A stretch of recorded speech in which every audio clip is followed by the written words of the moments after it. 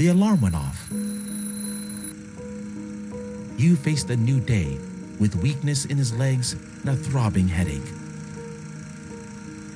All night long, he had been haunted by a painfully familiar nightmare. However, when he woke up, all tangible images dissolved, leaving only a nasty precipitate. His body led him to the kitchen in search of caffeine. Despite the early hours, he found his boss there. "How are you feeling?" You heard the question, but ignored it because of his sleepy state. "How difficult is it to answer?" You was pleased to hear the words of concern, even coming that way. "I'm sorry, Father." A cup in Yu's hand inevitably filled with bloody coffee. "You look like shit."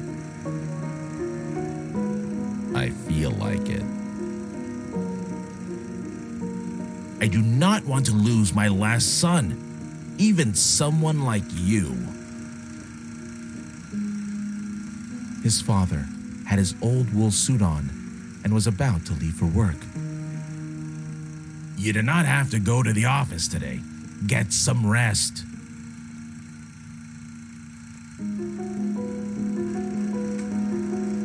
You did not tell anyone about this, but I am going to tell you confidentially. He believed that the disease manifested itself most fiercely when he went to bed. That was why you did not like sleep. His night fantasies became crazier with time. Every dream seemed to him a step closer to insanity. In order to control himself, he regularly looked at his hands and at the clock hands. He walked out of the door and noticed a stranger near the opposite house. That stranger was an identical copy of you, as if his long-lost twin. You froze and watched him. The door was half open, and he saw a pretty girl and a little boy, probably the same age as the kid, behind it. The newly appeared copy of you smiled, said goodbye to his family, and disappeared.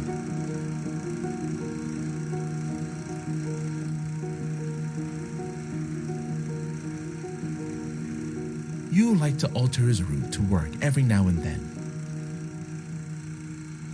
He would walk through the park, or that patio, or the arch by which he used to run so often. All that in order to somehow distinguish between days.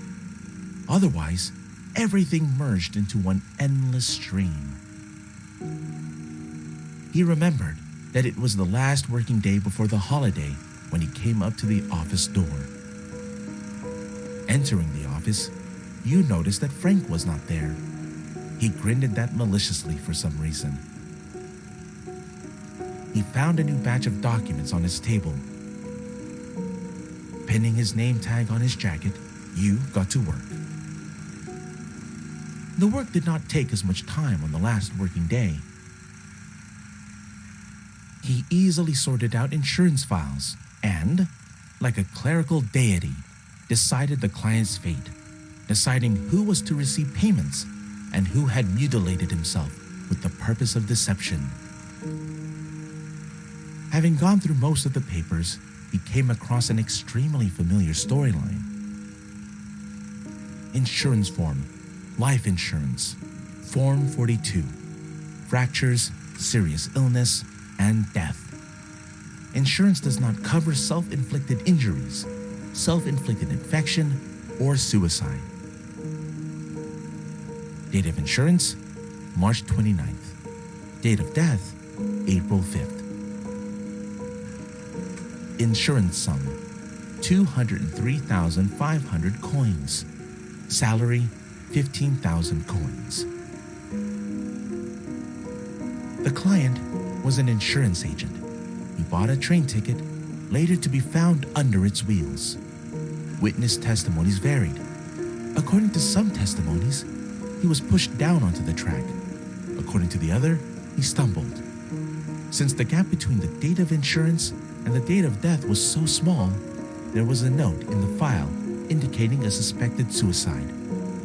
All risks were borne by the office that makes the final decision.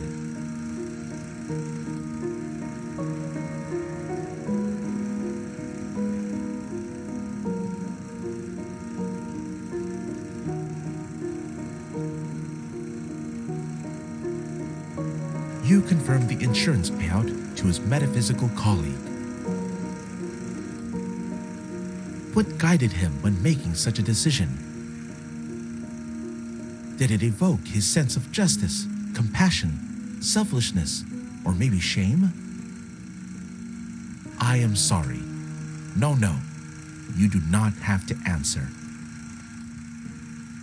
Yu completed his work earlier than planned. Satisfied, he carefully unfastened his name tag and put it in front of himself. A confusing question went through his head.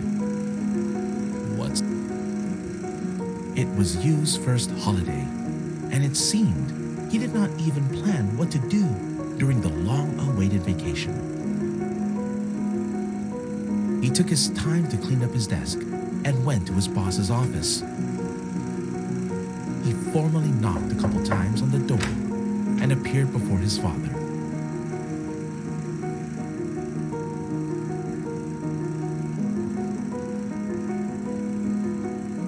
Is there anything else I can do? If you have processed the last papers, then you need to fill out the statements. I already have. Wait, has your holiday just started? Look at the time. It is the end of the workday. You can go. I dismiss you. I will work some more. As you wish. Take it easy on the coffee. Yu took a folder with the statements and turned to leave. Fearing he might appear too soft, the father added, I do not need a stroke here. A satisfied smile flashed through Yu's face.